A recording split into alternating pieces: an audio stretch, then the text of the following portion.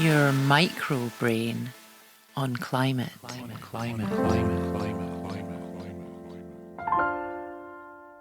Right, hello, and welcome to this micro episode of Your Brain on Climate, the show about human brains versus the climate crisis. And I'm Dave. Now, you have got a rich, complex inner world, right? You know you are a conflicted bag of water with your motives, your dreams, the things you're ashamed of, the compromises you've made, the constraints that you're under. You are a beautiful, imperfect snowflake, and I love you for it.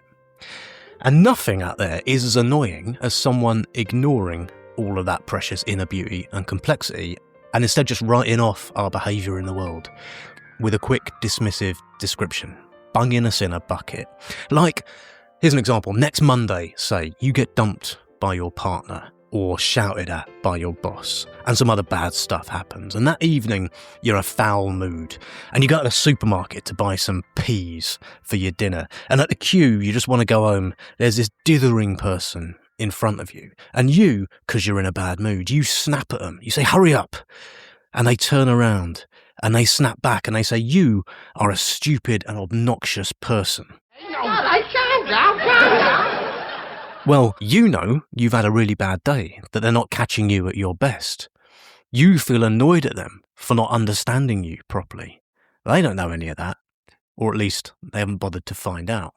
And you feel very, very upset about it. So that kind of thing, making sweeping, simple, sometimes caricatured observations of other people to explain why they do the things that they do, well, that is a thing that anthropologists call thin description.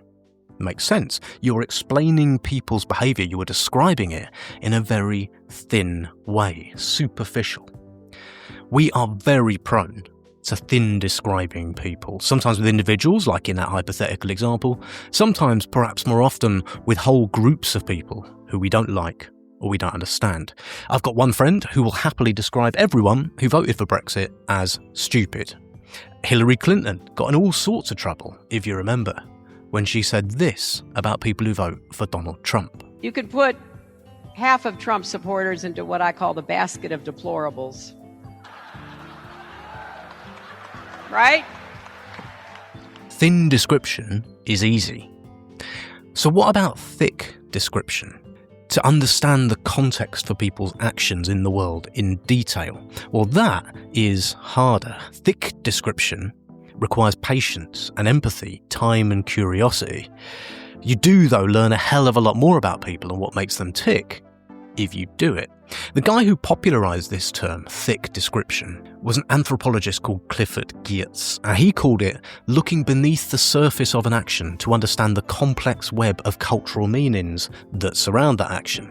And what is climate change? What we think about it, how we behave about it, if not a complex web of cultural meanings? Seems to me, and I hope this show gives you a bit of this, that if what you're trying to do is understand how people think and feel about climate change, you need thick description and you do not need thin description.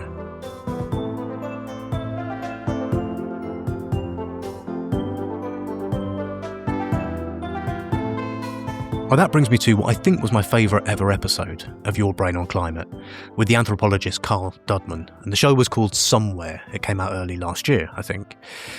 I loved my chat with Carl. I loved his story about spending time with the people of Down East in North Carolina. It's a series of low-lying islands, fiercely independent, fiercely Republican, fiercely Trump voting for a man who says climate change is a hoax, but yet living in islands that they can see the sea is taking away as sea levels rise because of climate change. Now, you would expect them to go, climate is a massive crisis, I will vote for anyone who does something about that. But they do the opposite, and that is fascinating. Now, if you're in thin description mode, you might say, as my friend might say, look at those idiots, those stupid idiots who've been lied to, who've been corrupted. But Carl is not that kind of guy. He is a thick description kind of dude. And not so fast, he said. Let me tell you what I found out.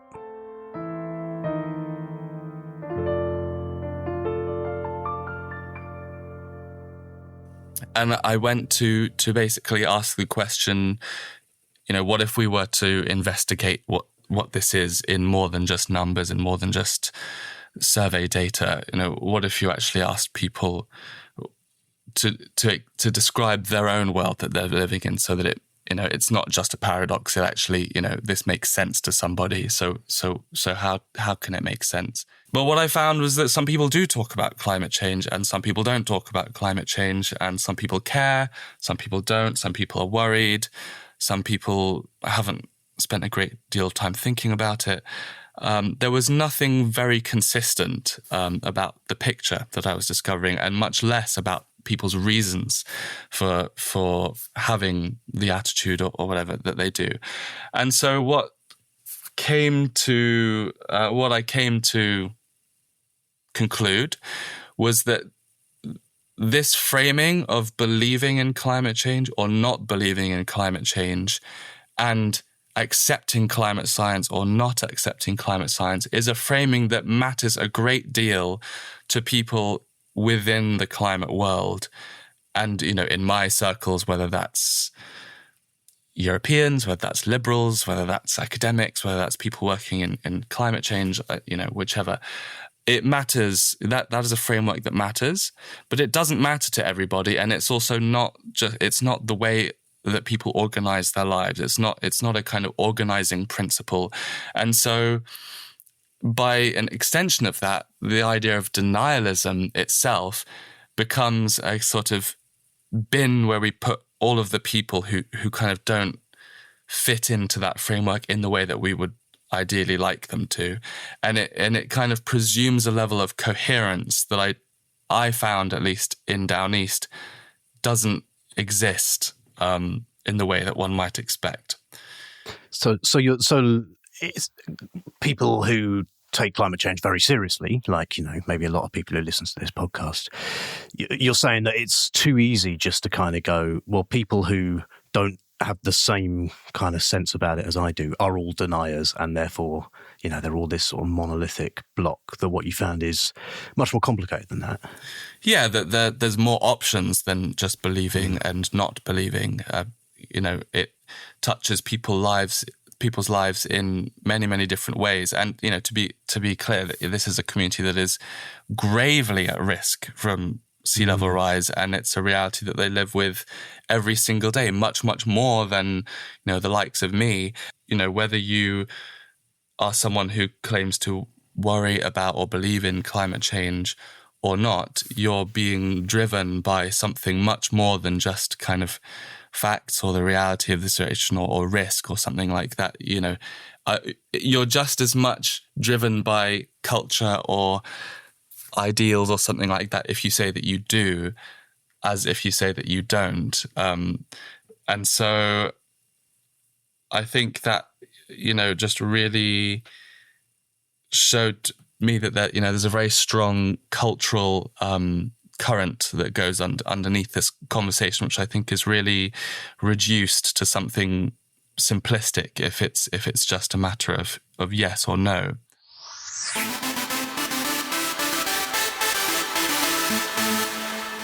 Your micro brain on climate. If that wetted your whistle, check out the full episode Somewhere with Carl Dudman from February 2025. There's a link in the show notes. I really meant what I said earlier. It is hands down my favourite episode of this show. I hope you like it too. Before I go, I want to give a shout out to another podcast, the Look Near First podcast, hosted by my friend Joel Walker, the airline pilot who quit because of his climate anxiety, who I interviewed a couple of episodes ago. Joel got in touch and said, could I come on his show to return the favour? So I did. And so you'll find me as the most recent episode on his feed, if you go there round about now, talking about pretty much everything I've learned about the psychology of why people love to fly so much, despite disliking climate change. There's a link in the show notes to that. I'll be back soon with a full-length episode. Until then, look after yourself. And remember, never be thin when you can be thick. Okay, bye. Bye now, bye.